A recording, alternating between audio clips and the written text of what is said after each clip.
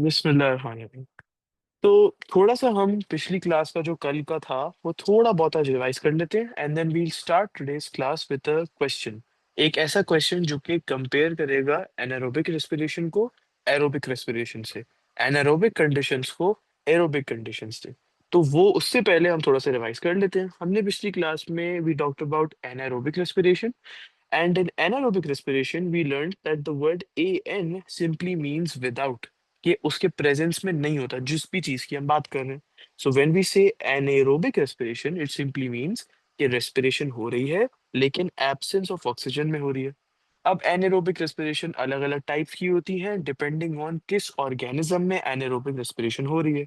ये सेल्स में and in some plant tissues one type of anaerobic respiration takes place, लेकिन जो हम हैं मैमल्स उसमें दूसरी टाइप की एनारोबिक रेस्पिरेशन होती है। When we talk about the type of respiration in ये सेल्स, तो ये तो हमें पता है कि रेस्पिरेशन हो रही है।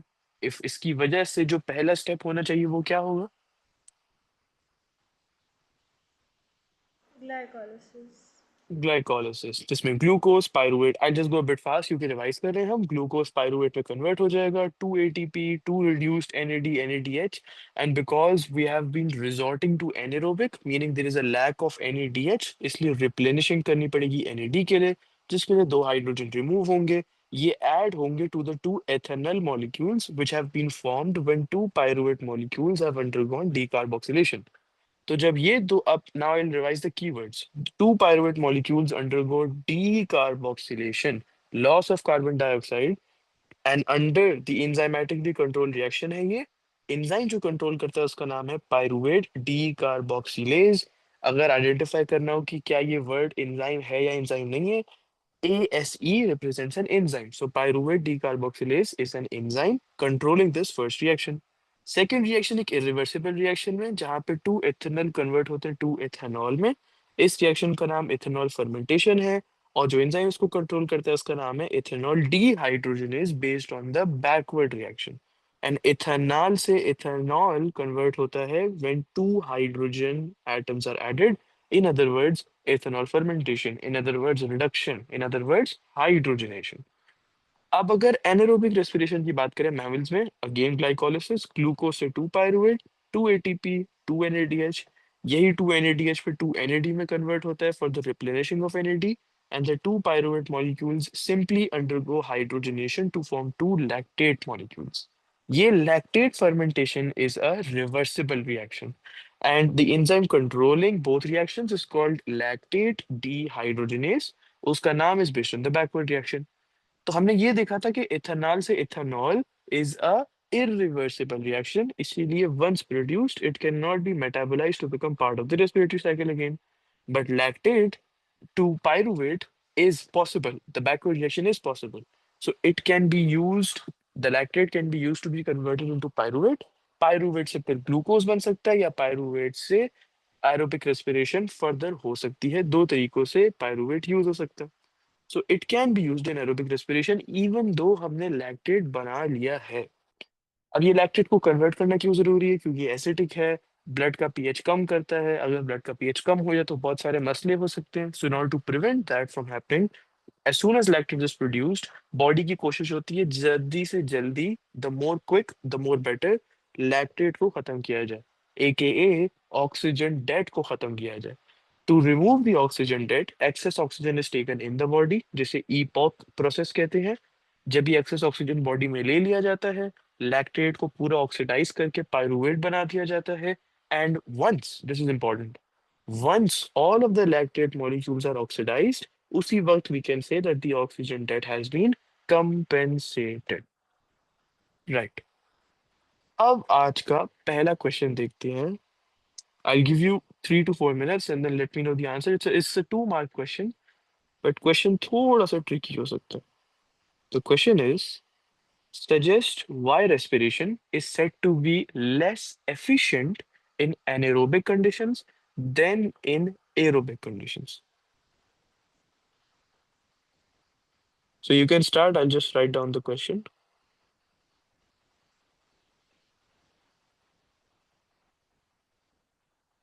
and let me know once you are done.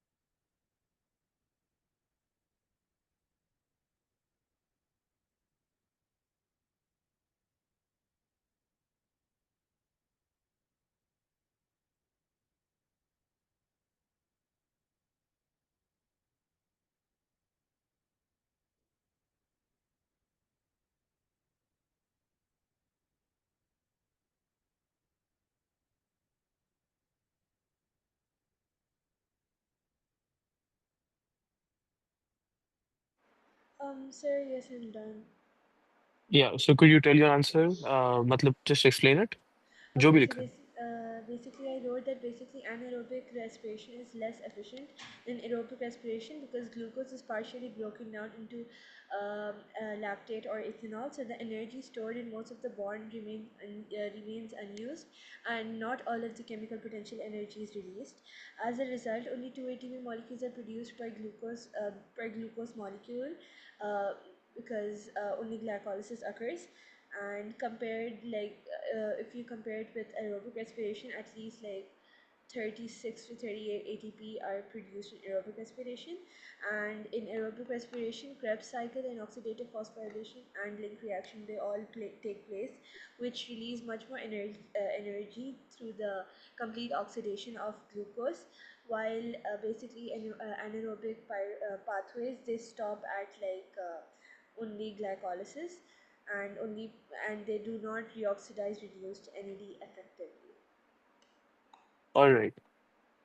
For now, this is a 2 mark question. Explanation is बिल्कुल perfect, लेकिन इसमें एक चीज है और ये बहुत जरूरी चीज है जो पूरे ए लेवल पेपर 4 में आपको काम आएगी.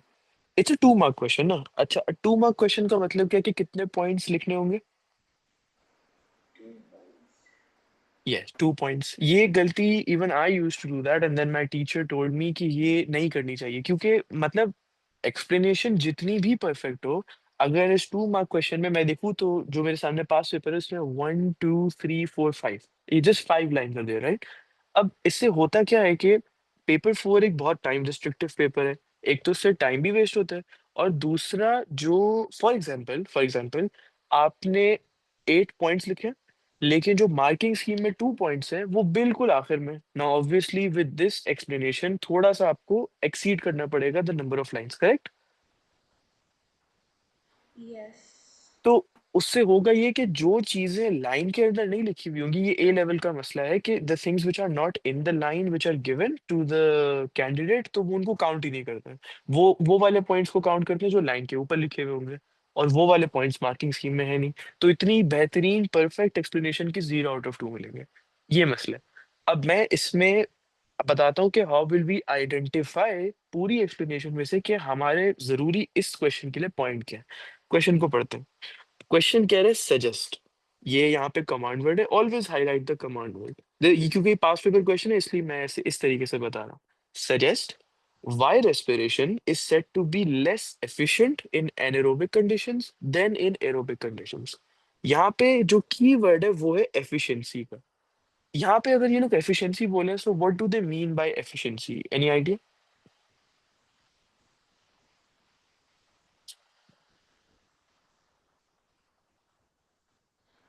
Can you repeat? यहाँ पे ये जो कीवर्ड यूज करें क्वेश्चन में, that is efficient as in efficiency. तो efficiency, any idea what do they mean by the word efficiency इस क्वेश्चन में? Basically, I think इसमें yield वगैरह की बात होगी. Like why the yield is like less, why is it not fully potential type, I think. Correct, you are right. Absolutely. Efficiency का मतलब यहाँ पे होता है the amount of energy produced, जिसको यील्ड भी कहते हैं.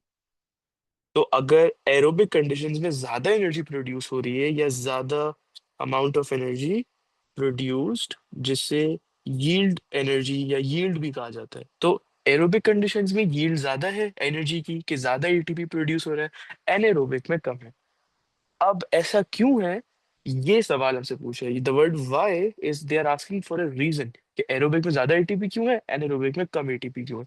इसके जरिए हमने क्वेश्चन को अब ब्रेक डाउन सिंप्लीफाई कर दिया हमारी लैंग्वेज के हिसाब से, कि अब हमें क्लियरली पता है कि क्या लिखना है. So we just need to suggest why aerobic makes more ATP, anaerobic makes less ATP. तो यहाँ पे तीन जो 2 मार्क्स थे, आपने बिल्कुल वो 2 मार्क्स बोले, और वो पहला मार्क ये था कि anaerobic respiration.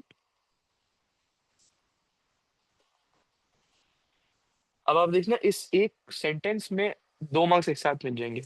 Anaerobic respiration only produces 2 ATP. That was a point which you said. The word 2 ATP is for 1 mark. per one mole or per one molecule of glucose, ये भी point आपने कहा था, so this is the second point. इस एक sentence से हमें 2 marks मिल गए। Why this is achieved during glycolysis, you could just write during glycolysis, while aerobic respiration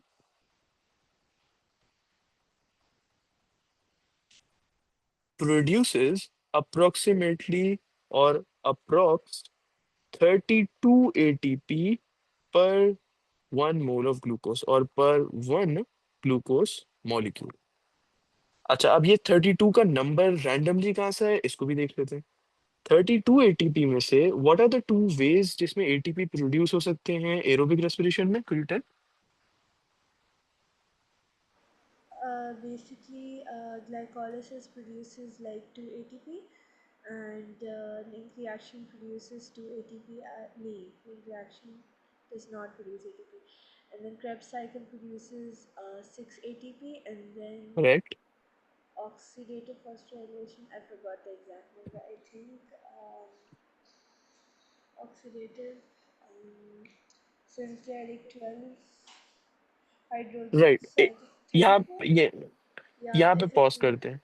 okay. मुझे बताओ कि इन what's the first the glycolysis and Krebs cycle में एटीपी प्रोड्यूस होता है, you know the number, that's perfect. लेकिन किस तरीके से प्रोड्यूस होता है, लाइक व्हाट्स द वे, जो हमने 2 तरीके पढ़े थे। Substrate level phosphorylation. करेक्ट। ये आ गया सबस्ट्रेट लेवल फॉस्फोरिलेशन, और दूसरा तरीका क्या था और वो किस स्टेज पे होता है? Chemiosmosis in the last stage of oxidative phosphorylation.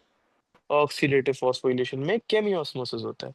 अब ये जो केमियोस्मोसिस होता है, ये मेजरली रिस्पॉन्सिबल होता है for the majority of ATP being produced. तो एक ग्लूकोज के मॉलिक्यूल को कंप्लीटली एरोबिकली रेस्पायर किया जाए तो 32 एटीपी मिलता है, जिसमें से केमियोसिस में 28 एटीपी मॉलिक्यूल्स मिलते हैं। And obviously if you could minus both of them, substrate level से हमें पता चलेगा कि सिर्फ 4 एटीपी मिलते हैं। या this is just an approximation, ये कभी 4 भी होता है, 6 भी होता है, 8 भी होता है, but you see the difference, 28 से 4, 36, मतलब दीज आर अप्रोक्सीमेट नंबर्स, लेकिन इनका जो डिफरेंस है हमेशा उतना ही रहेगा। ऊपर नीचे नंबर्स हो सकते हैं लेकिन difference will always be the same. So you see, chemiosmosis makes 7 times more ATP than substrate level phosphorylation। इसीलिए ऑक्सीजन इतना ज्यादा जरूरी था, ताकि हम ऑक्सीडेटिव फॉस्फोरिलेशन कर सकें। And this is why aerobic respiration is more efficient then anaerobic. तो जस्ट टू समराइज, यहाँ पे कीवर्ड था सजेस्ट, तो हमें सिर्फ 2 लाइनें का आंसर देना था, एक्सप्लेन नहीं करना था। और एफिशिएंसी की जब बात आती है ना, तो एफिशिएंसी का मतलब होता है कि कितनी एनर्जी मिली है, the yield which is produced. और ये कि उन्होंने ऑलरेडी बताया हुआ है कि एनारोबिक में कम है, एरोबिक में ज्यादा है। ऐसा क्यों है, ये सिर्फ सजेस्ट करना है।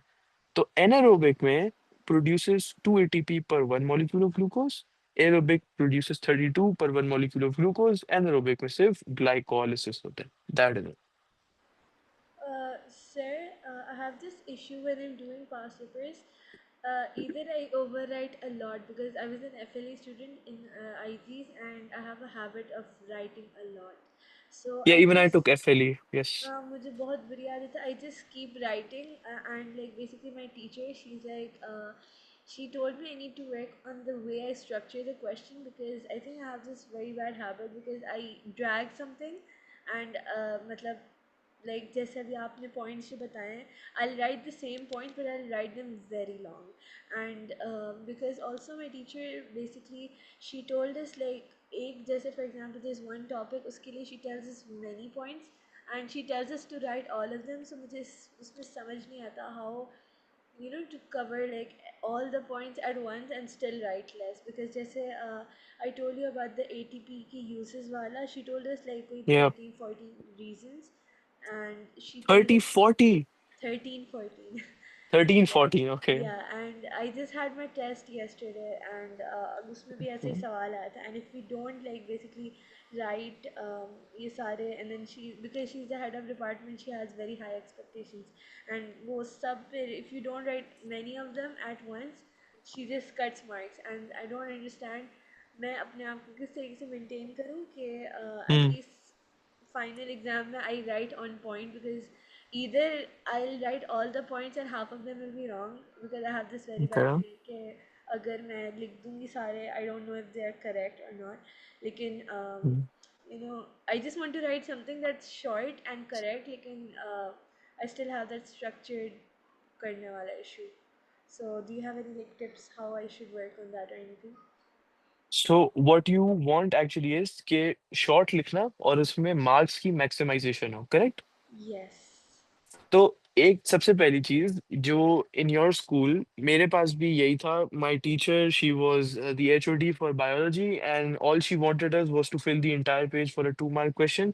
यहाँ पे एक चीज मैंने एएस में उनका फॉलो किया एंड मुझे पता ये चला कि मेरे मार्क्स कट हुए थे एएस में थोड़े से because I wrote below the line. वो मुझे स्क्रिप्ट वापस मिली तो मुझे पता चला। तो एक चीज, पॉइंट नंबर 1, मैं इसको सबसे ऊपर ले जाता हूँ ताकि ये रेस्पिरेशन वाला पार्ट जाया ना हो। ये कैसे करना है, कैसे इस चीजों को टैकल करना है। सबसे पहले for the teacher let her cut marks, क्योंकि A2 बायोलॉजी में एग्जाम तो वो चेक नहीं करने वाली ना आपका, like the exam is gonna be checked by the examiner. और Yeah. वो एग्जामिनर एक रैंडम टीचर होता है जिसको सिर्फ मार्किंग स्कीम दी होती है। वो देखता है कि 3 पॉइंट्स हैं इस पूरे पैराग्राफ में, क्या वो 3 पॉइंट्स लिखे हुए हैं, उनको अंडरलाइन करता है और उनको मार्क्स दे देता है। दे डोंट लुक एट अच्छा 3 मार्क के क्वेश्चन में 10 पॉइंट लिखे हैं तो वही मार्क मिलेंगे। Let her cut marks does not make a difference, पहली चीज। दूसरी चीज, आपको ये देखना होगा कि सवाल में कमांड वर्ड क्या है। So always look at the command word of the question and then always look at the number of marks you need to gain. So अगर यहाँ पे सजेस्ट कमांड वर्ड था और सिर्फ 2 मार्क का क्वेश्चन था, मतलब कि 2 पॉइंट लिखने, और सजेस्ट कहा हुआ है मतलब कि you don't need to explain, अपनी नॉलेज इस्तेमाल नहीं करनी, सिर्फ सजेस्ट में एक थोड़ी सी रीजनिंग देनी है अपनी नॉलेज को यूज करके। अगर ये एक्सप्लेन लिखा होता, हम क्रेब्स साइकिल की बात करते, link reaction, oxidative phosphorylation, glycolysis, ATP ज्यादा कितना है कितना कम है, नंबर कितना है, फिर वो मार्क्स भी हमेशा एक्सप्लेन वाले क्वेश्चंस के 4 या 5 होते हैं। तो सजेस्ट वाले questions are always low in marks, उसमें सिर्फ रीजनिंग देनी होती है थोड़ी सी नॉलेज को यूज करके, सारी नहीं। एंड कमांड वर्ड और मार्क्स को देख के आंसर लिखना बहुत जरूरी है।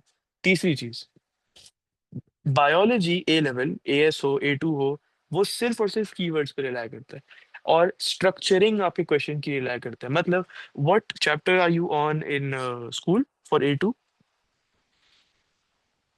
We're just completing photosynthesis right now. For photosynthesis, okay. तो फोटोसिंथेसिस में, ओके हाँ, फोटोसिंथेसिस में आपने वो पढ़ा हुआ है कि there is the light dependent stage और उसमें फोटो सिस्टम्स Yeah, होते हैं। we're done with that. जी. Right, so what were the two types of light dependent stages जो होते हैं? Photo photo light नहीं light dependent the cyclic photophosphorylation and non-cyclic phosphorylation. Non cyclic, correct. तो अगर कोई सवाल है जिसमें वो बोले कि we obviously we learn this in detail, लेकिन अगर कोई सवाल है जो बोले कि नॉन साइक्लिक फोटोफॉस्फोरिलेशन को एक्सप्लेन करना है फॉर 5 मार्क क्वेश्चन, तो उसमें यू कैन नॉट राइट पहले के फोटोलाइसिस हो जाएगा, उसके बाद फोटो सिस्टम 2 से निकलेगा फिर 1 में जाएगा, नहीं, पहले फोटो सिस्टम 2 से निकलेगा फिर 1 में जाएगा, या आई थिंक 1 से निकल के 2 में जाएगा, मुझे नोट्स लिखने पड़ेंगे। फिर उसके बाद वो फैसिलिटेटेड डिफ्यूजन होगा स्ट्रोमा और थाइलाकोइड स्पेस में, फिर उसके बाद फोटोलाइसिस होगा, फिर उसके बाद ऑक्सीजन इवॉल्विंग कॉम्प्लेक्स आएगा, ब्ला ब्ला ब्ला। तो जो स्ट्रक्चर है ना, sequence, you should remember that, points याद रखने से कुछ नहीं होगा। तो जो आंसर की स्ट्रक्चरिंग है, always if it's a 4 mark question, मैं कभी आंसर लिखता ही नहीं हूँ पहले। एक ब्लैंक पेज पे एक number 1, number 2, number 3, number 4, 4 stages लिखे, उनको शॉर्टन किया और अपने आंसर में लिख दिया। अब ये बहुत ज्यादा लग रहा होगा कि पहले मैं आंसर क्वेश्चन देखूंगी and then I write all of the points and then I structure them. ये स्पीड जो है ये पास पेपर प्रैक्टिस से आती है हमेशा। So I am just waiting for this chapter to be finish ताकि फिर पेपर 4 के जो असल सवाल हैं उसको कर सकें, और एग्जाम में किस तरीके से आप सॉल्व करोगे वो भी ज्यादा हम कर सकें। Basically right. हमारी जो मार्क स्कीम्स होती हैं उसमें बेसिकली दे या लाइक उसमें लिखा होता है एनी एनी टू फ्रॉम और एनी थ्री फ्रॉम ऐसे करके राइट. यस, हम और उसमें बहुत सारे पॉइंट्स होते हैं एंड Yeah. बेसिकली मेरी भी प्रैक्टिस यही थी कि I use to choose points, लेकिन आवर टीचर शी सेज कि आपने maximum points examiners wanting from you, तो उसमें ना I wasted a lot of time in that. जैसे नॉन नॉन साइक्लिक फॉस्फोराइलेशन की भी अगर हमने बात की, we have a whole one page answer written for that and our teacher is like आपने यही लिखना है, अगर आपने इसमें से कुछ यही पॉइंट्स मिस किए and I will just cut marks a lot and So that's what she's literally doing is she is using the safe method. मतलब she if it's a 4 mark question वो चाह रही है कि बच्चे 7 points लिखें जी 8 points लिखें. Exactly. But the thing the problem here is again this is why I would not recommend it कि time ज़ाया होता है. You have 2 hours, you have 100 marks. It's a miracle if you complete the paper 5 minutes before time. तो बहुत ज़्यादा मुश्किल होता है सारे points लिखना. Just choose, remember those and write them down. Simple.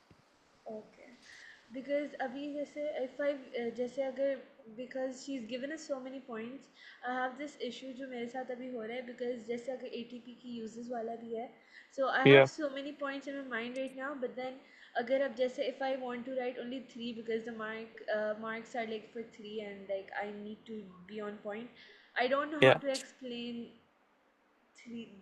Three points in detail, क्योंकि मेरे दिमाग में तो सारे होते हैं, then I Hmm. just forget how to detail it.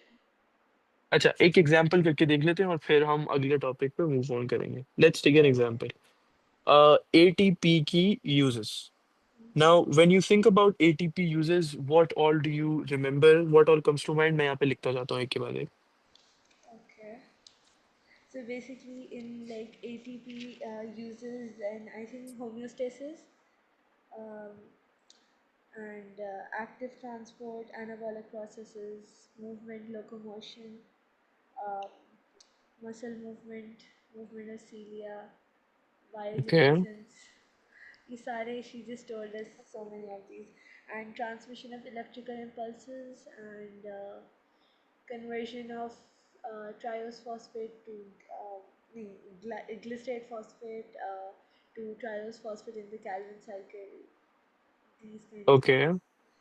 And तो what I can see here एक पैटर्न दिख रहा है जिसमें what she's telling is simply words. मतलब वो कीवर्ड बता रही हैं and it kind of makes sense but it does not benefit the student के homeostasis, active transport, locomotion, cilia, electrical impulses, Calvin cycle. इससे होता ये है एक तो सिलेबस इतना ज्यादा है. एक 3 मार्क के क्वेश्चन के लिए you remember 10 points that extends the way you study, how much time you give to study. वो कोई फायदा नहीं है उससे.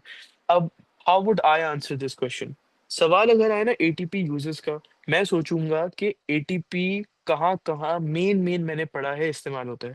मैंने ये पढ़ा है कि कैरियर प्रोटीन्स एक्टिव ट्रांसपोर्ट करते वक्त एटीपी का यूज करते हैं. फिर मैंने पढ़ा है कि जो हम मूव कर रहे हैं like we are moving our muscles, muscle movement के लिए एटीपी चाहिए होता है. और अगर कोई भी एंडोथर्मिक रिएक्शन है जो कि मेटाबॉलिक रिएक्शन है उसके लिए एटीपी चाहिए होता है. And these are in fact the same points जो मैंने ऊपर लिखे थे. तो 3 पॉइंट्स जिनकी एक्सप्लेनेशन बिल्कुल परफेक्ट आती हो इंस्टेड ऑफ 10 पॉइंट्स जिनकी एक्सप्लेनेशन थोड़ी ऊपर नीचे हो.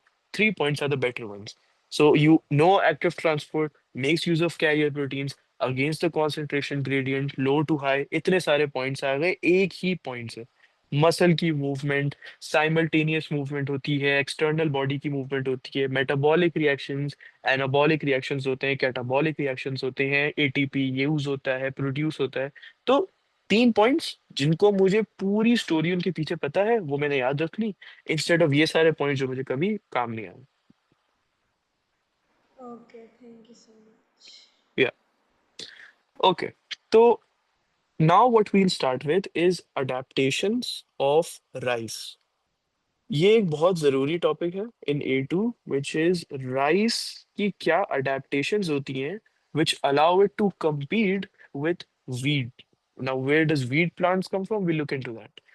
तो सबसे पहला पॉइंट ये है कि जो राइस के जो प्लांट्स होते हैं, rice plants, these contain adaptive features.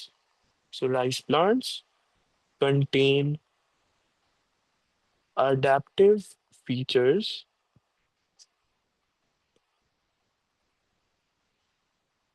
allowing them to grow in paddy fields without any competition. Now, what do I mean by this? एक ऐसी जगह जहां पे राइस प्लांट्स ग्रो कर रहे होते हैं, वहां पे कुछ दूसरे तरीके भी के प्लांट्स होते हैं जो इन राइस प्लांट्स को कंपटीशन देते हैं. So there is a place where rice plants are growing, and उसी जगह पे दूसरे तरीके के प्लांट्स होते हैं जो इन राइस प्लांट्स को कंपटीशन देते हैं. Competition for sunlight, competition for nutrients. मतलब कंपटीशन इन द सेंस कि उनको ग्रो करने में compete करते हैं उनके साथ. अगर ये कंपटीशन वाले प्लांट्स नहीं होते, तो राइस प्लांट्स के पास मैक्सिमम न्यूट्रिएंट्स अवेलेबल होता, राइस प्लांट्स के पास मैक्सिमम सनलाइट अवेलेबल होता. But now we have another plant which is competing with the rice plant to grow more faster. अब वो दोनों प्लांट सनलाइट के लिए भी लड़ रहे हैं, वो दोनों प्लांट्स न्यूट्रिएंट्स के लिए भी एक दूसरे से फाइट कर रहे हैं. So they are competing with each other.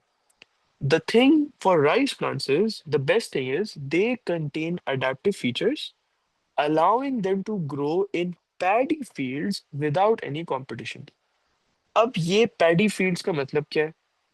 सबसे पहले तो ये समझते हैं कि rice plants can grow in two environments. दो तरीके की environments होती हैं जिसमें rice plants grow कर सकते हैं. पहली तरीके की environment में एक normal field, जो हम villages में देखते हैं, गाँव में देखते हैं, like it's a normal field and rice plants are simply growing there. उसमें मसला ये है कि because it's a normal field, कोई उसमें चीज हम ऐड नहीं कर रहे, कुछ रिमूव नहीं कर रहे, it's a simple field.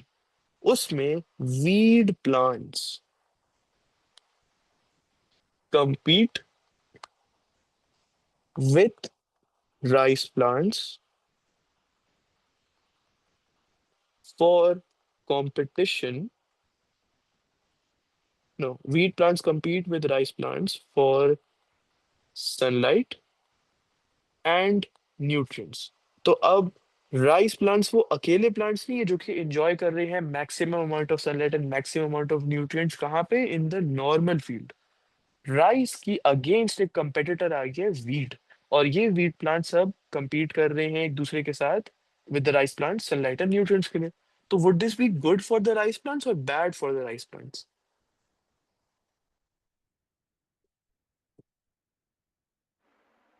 Um, it's good. So अच्छा, इसको समझते हैं. हमारे पास एक राइस प्लांट है और वो ग्रो कर रहा है. एकदम से एक वीट प्लांट आया. अच्छा, before the wheat plant the rice plant is getting maximum sunlight, it's getting maximum nutrients. लेकिन एकदम से एक री वीट प्लांट ग्रो करना शुरू हो गया. अब राइस प्लांट Oh, को कम okay. सनलाइट मिल रही है, कम न्यूट्रिएंट्स भी मिल रहे हैं. तो वुड दिस बी गुड और bad for the rice plant? Okay, yeah, this is bad. Yeah. This is bad for the rice plants. और ये चीज कब होगी? When the rice plant is growing in a normal field. तो farmers ने क्या किया कि दे अलाउड, फार्मर्स ने ये किया, इस कंपटीशन को खत्म करने के लिए they allowed rice plants to grow in paddy fields. ये एक दूसरे तरीके की फील्ड है, फील्ड नंबर 2. पैडी फील्ड्स क्या होते हैं? पैडी फील्ड्स वो फील्ड्स होते हैं जिनको इंटेंशनली फ्लड किया जाता है. मतलब कि एक नॉर्मल सी फील्ड है, उसमें एकदम से बहुत सारा पानी डाल दिया, उसको जानबूझ के उस फील्ड में फ्लडिंग की गई है. उस तरीके की फील्ड को कहते हैं paddy fields. So paddy fields are those fields which are intentionally flooded. तो अब इन पैडी फील्ड्स में जब फार्मर्स ने राइस प्लांट्स को ग्रो किया तो उन्होंने देखा, ओ ये तो ग्रो कर रहे हैं. और दूसरा, वीट प्लांट्स तो इनके साथ पैडी फील्ड्स में ग्रो ही नहीं कर रहे जैसे नॉर्मल फील्ड में वो ग्रो कर रहे थे. तो अब पैडी फील्ड्स में राइस प्लांट्स को उगाने का फायदा ये हुआ कि now rice plants do not have any competition for nutrients, they do not have to compete for sunlight. लेकिन यहाँ पे एक चीज है. Wheat plants were able to grow in the normal field, but they were not able to grow in the paddy fields. Rice plants were able to grow in the normal field and also in the paddy field. ये कैसे हुआ? Rice plants के पास ऐसी क्या खासियत है ऐसी, क्या अडेप्टिव फीचर्स हैं which allows it to grow in the paddy fields? तो ये हमें देखना है।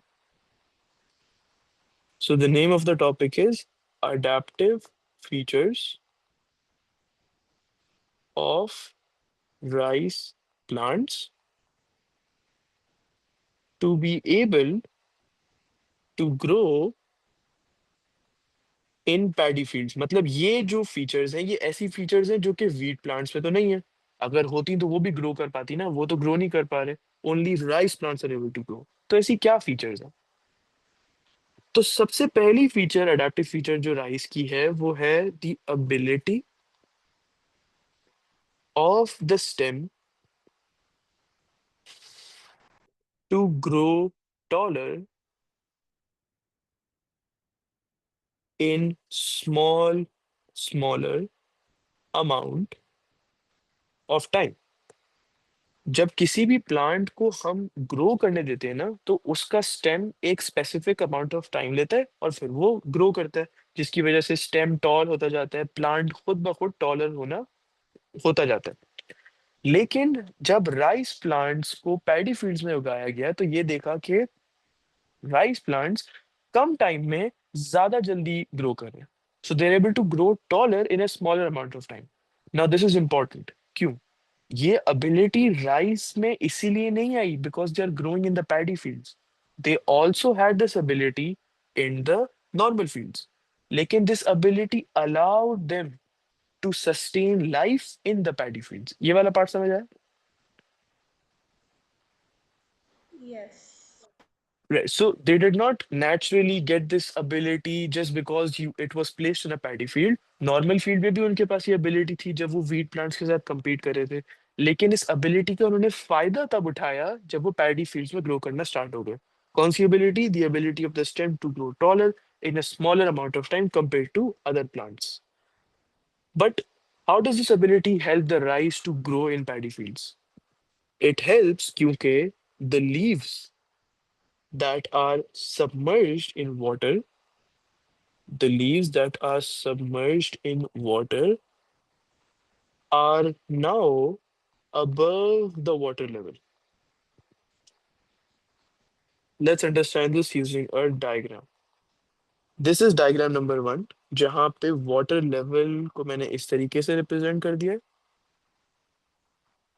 ये राइस का प्लांट है।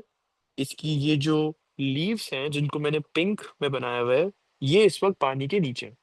And this part is the stem of the rice plant.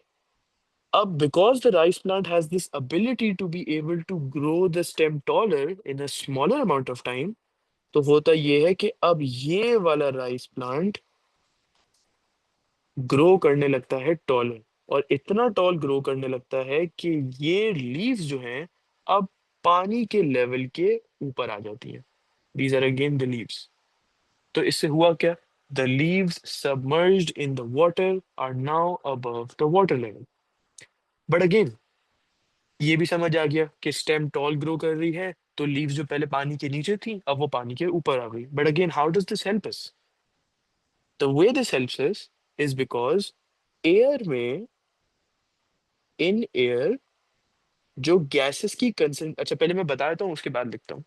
अगर हम कंपेयर करें ना गैसेस की कंसेंट्रेशन को एयर में और वाटर में, तो वाटर में गैसेस की कंसेंट्रेशन कम होती है, लेकिन एयर में the concentration of gases is more.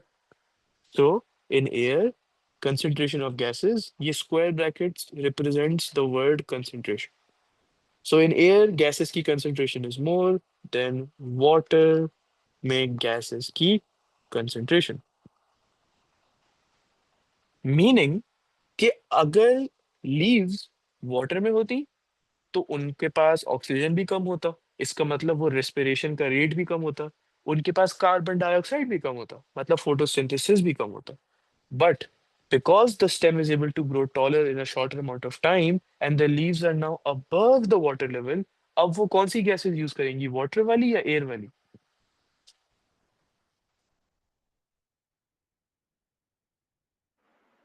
Sir समझ नहीं आया सवाल।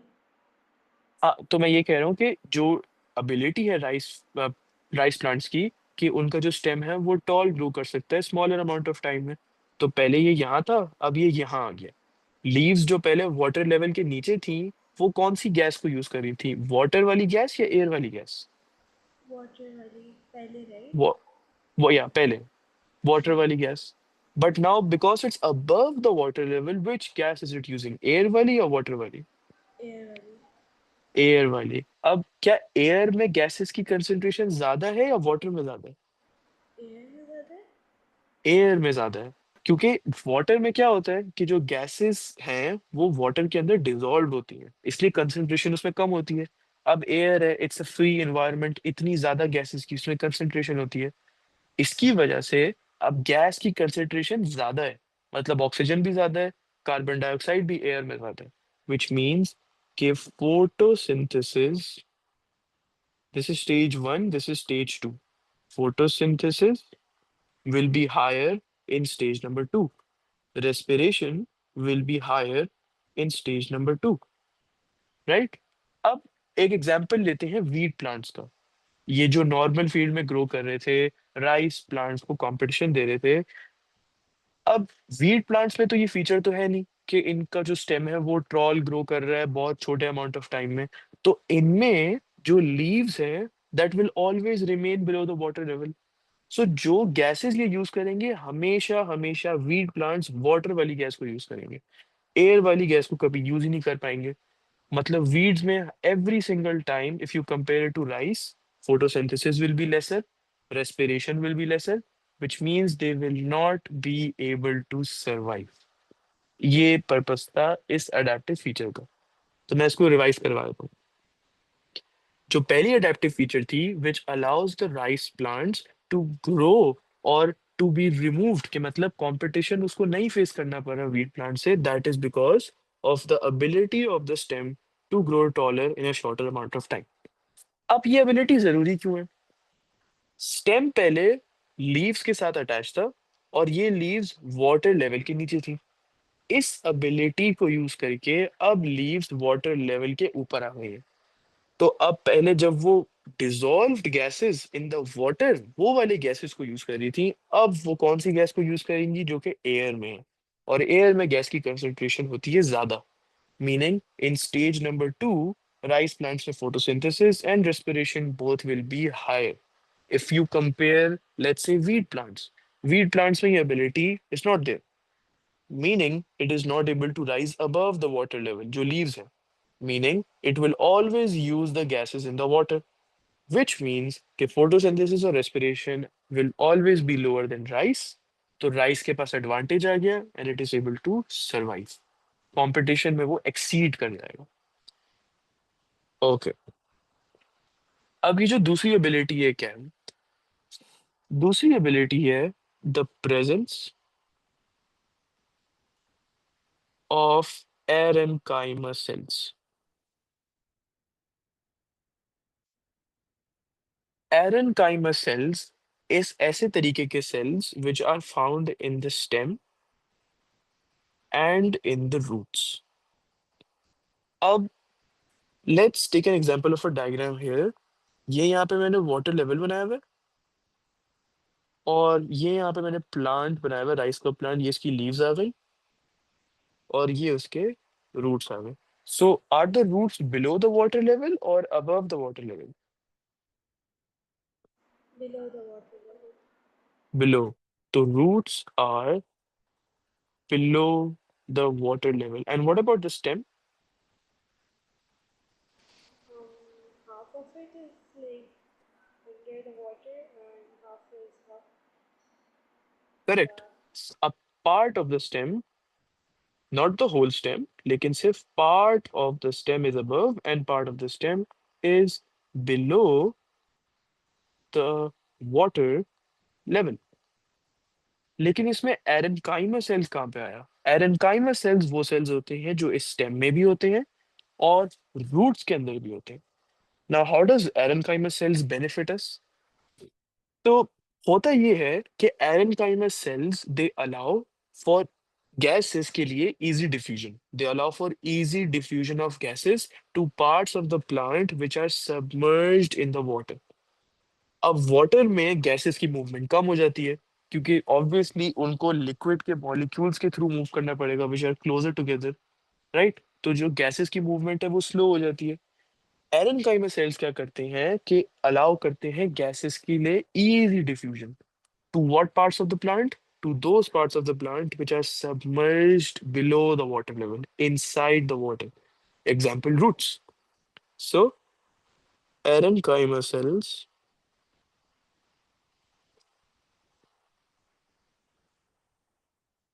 allow for easy diffusion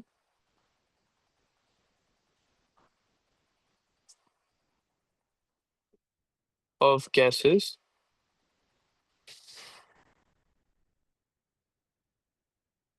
to parts of the plant submerged in water.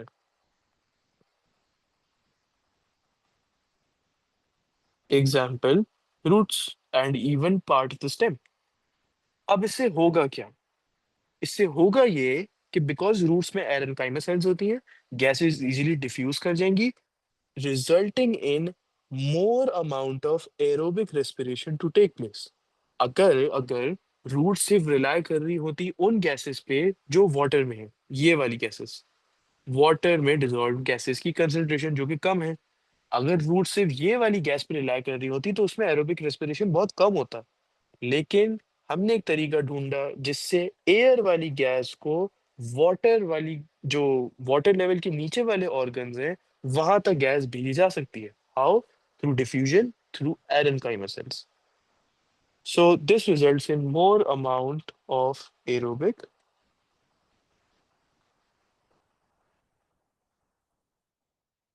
respiration taking place.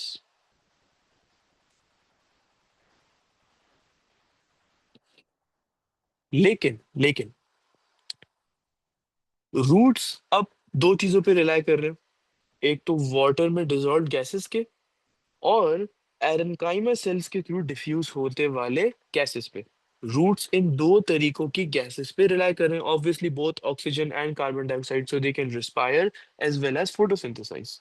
Not photosynthesize, sorry, roots है, वो लीव्स में होता है। तो सिर्फ रिस्पायर करने के लिए वो ऑक्सीजन के दो तरीके निकाल चुके हैं, aerenchyma as well as the dissolved gases in the water. लेकिन फिर भी there is not enough oxygen available for majority aerobic respiration to take place. मतलब अगर हम यहाँ पे सिर्फ बैठे हुए हैं नॉर्मली, तो हम एरोबिकली रिस्पायर कर रहे हैं क्योंकि हमारे सेल में ऑक्सीजन है। रूट्स में ऐसा नहीं है। रूट्स में जितना ऑक्सीजन देते हैं, it will never be enough for it to sustain respiration only through aerobic pathway. ये जरूरी है।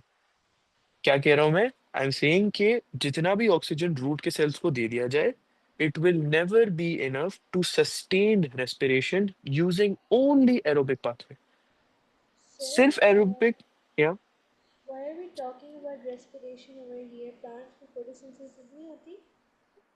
तो प्लांट्स में रेस्पिरेशन भी होती है और फोटोसिंथेसिस दोनों होती है। Photosynthesis in the morning time जहाँ पे सनलाइट होती है, एंड रात के वक्त when there is no sunlight, so the plants are able to aerobically respire. Okay, thank you so much. या तो ऑक्सीजन जितना भी रूट्स को दे दें, it will never be able to sustain अपनी 100% रेस्पिरेशन सिर्फ के ओ मैं सिर्फ एरोबिक रेस्पिरेशन करूंगा, नहीं, does not work that way. So not enough oxygen is available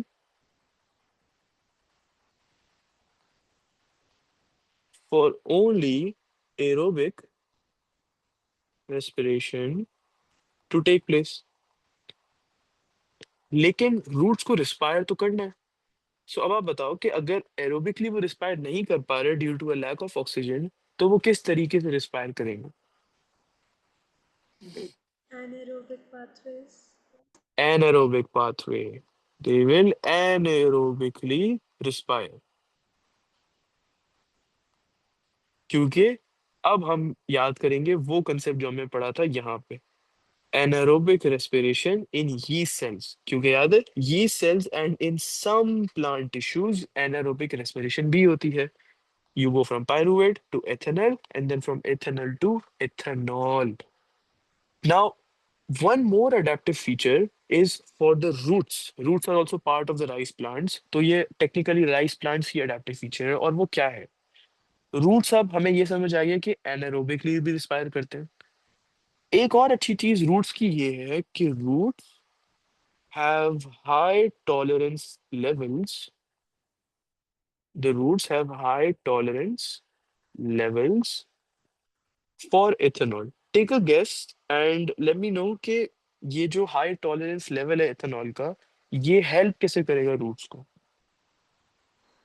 Basically, क्योंकि anaerobic में ethanol is being produced, so the high level basically ethanol अगर बार बार produce होगा, so if the tolerance is high, then basically plant can, like I think क्योंकि ethanol won't basically harm the plant a lot, because if it has like a high tolerance, it will be able to break it down, I think. Right, तो पहली part of explanation बिल्कुल सही थी कि high tolerance level का मतलब जितना भी एथेनॉल बनता जाए उतना कोई मसला नहीं है, क्योंकि उसकी जो टॉलरेशन लेवल है कि जितना रूट्स बोले okay I have had enough of ethanol, वो बहुत ज्यादा हाई है। इसका मतलब बहुत सारा एथेनॉल बन सकता है। अगर बहुत सारा एथेनॉल बन सकता है तो ये बताओ कि एनारोबिक रेस्पिरेशन ज्यादा हो सकती है या कम हो सकती है? इथेनॉल अगर ज़्यादा होगा, राइट? एथेनॉल अगर ज्यादा बन सकता है, रूट्स तो हैव द बन फ्री सकता विल। है, तो एनारोबिक ज़्यादा होगी। Anaerobic respiration will be more correct. तो because roots have this is a suggest question जो A2 के P4 में आता है कि वो बताते हैं roots की high tolerance level है for ethanol, suggest how this benefit the roots of rice plants। तो simple है, क्योंकि उनका ethanol के लिए high tolerance level है, it allows for more anaerobic respiration to take place। अब रूट्स को पता है मैं जितनी भी anaerobic respiration करूंगा क्या ही बनेगा, इथेनॉल ही बनेगा ना। इथेनॉल के लिए तो वो हाई टॉलरेंस लेवल है रूट्स के पास। So it allows for more anaerobic respiration to take place। This is the first part of why roots, मतलब रूट्स की अडेप्टिव फीचर्स का पहला पॉइंट है। एक और रूट्स में अच्छी चीज ये which is the fourth adaptive feature, और वो ये है कि they have high amount of ethanol dehydrogenase। अब the reason why they have high amounts of ethanol dehydrogenase is कि इथेनॉल बन रहा है, एनारोबिक भी ज्यादा हो रही है, कोई मसला नहीं है, उनकी टॉलरेंस लेवल तो हाई है। अगर बहुत सारा इथेनॉल डिहाइड्रोजनेज होगा तो जैसे ही इथेनॉल बनेगा फौरन से वो कन्वर्ट हो जाएगा किसी भी दूसरे सब्सटेंस में, फौरन से वापस वो कन्वर्ट हो जाएगा दूसरे सब्सटेंस में। तो ethanol will never stay in its ethanol वाली स्टेट रूट्स के अंदर। Even though high tolerance level है, लेकिन ज्यादा इथेनॉल डिहाइड्रोजनेस एंजाइम का होने का मतलब ये है कि इथेनॉल कभी भी अपनी स्टेट में नहीं बनेगा। जैसे ही इथेनॉल प्रोड्यूस होगा फौरन से दूसरी स्टेट में कन्वर्ट होगा। This again allows for more anaerobic respiration to take place। मतलब एक एग्जाम्पल सोचते हैं।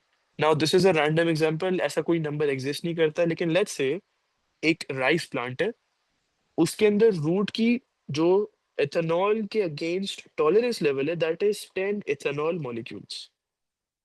ओके, 10 इथेनॉल मॉलिक्यूल से ज्यादा अगर रूट्स में हो गए तो रूट्स के लिए मसला है, अगर 10 या 10 से नीचे हुए तो बिल्कुल सही है। अब 1 मिनट में, in 1 minute, 9 ethanol molecules are produced. Okay, everything is all good. लेकिन अब बताओ, can we move on to the second minute if ethanol is remain to stay in it state? ये 9 इथेनॉल के साथ अगर कुछ नहीं किया जाए, way can we move on to the second minute? No, you can't. No, क्योंकि tolerance level reach हो जाएगा। यहाँ पे फायदा आता है for more amounts of the enzyme ethanol dehydrogenase. If I have 10 ethanol dehydrogenase molecules, ये 9 कंप्लीटली कन्वर्ट हो जाएंगे दूसरी स्टेट में, and now I can move on to the second minute. तो ये जो दोनों फीचर्स है ना, high tolerance level of ethanol, high amounts of ethanol dehydrogenase, they work side by side to ensure कि रूट्स में एनारोबिक रेस्पिरेशन मैक्सिमम होती है। तो यहाँ पे कंप्लीट हो गया टॉपिक राइस की अडेप्टेशन का। अब सिर्फ एक टॉपिक रह गया है, और वो है रेस्पिरेटरी सबस्ट्रेट का, और एक दो बड़े बड़े क्वेश्चंस का एज अ रिवीजन। वरना टेक्निकली सिर्फ एक ही टॉपिक रही है, रेस्पिरेटरी सबस्ट्रेट, और उसके अंदर respiratory quotient, RQ value, that's it. तो यहाँ तो कोई क्वेश्चन तो आप पूछ लो। नहीं नहीं, no question, thank you so तो much. Could you give me a summary of आज हमने क्या किया? Okay, so basically today we learned about the rice adaptations, and उसमें हमने we learned कि basically rice they have the ability to grow taller. So basically they can reach above the water levels, and because basically the concentration of gases in the air is more than the concentration of gases in water, so basically they can grow quickly above the water level. And then we learned about basically they have the basically um, parenchyma cells are present in stems and roots, and basically this can basically help trap gases, and like basically it allows for easy diffusion of gases. And then basically we learned about like the roots, they have high tolerance for ethanol, and this allows like more anaerobic respiration to take place. And they also have high amounts of ethanol dehydrogenase, which can basically break down ethanol, which can again allow anaerobic respiration. Perfect. तो आज के लिए इतना, will keep it in here, and then कल we have a class, yes कल we have a class, तो उसमें फिर कंटिन्यू करेंगे इंशाल्लाह। Okay, inshallah. अल्लाह हाफिज़। Allah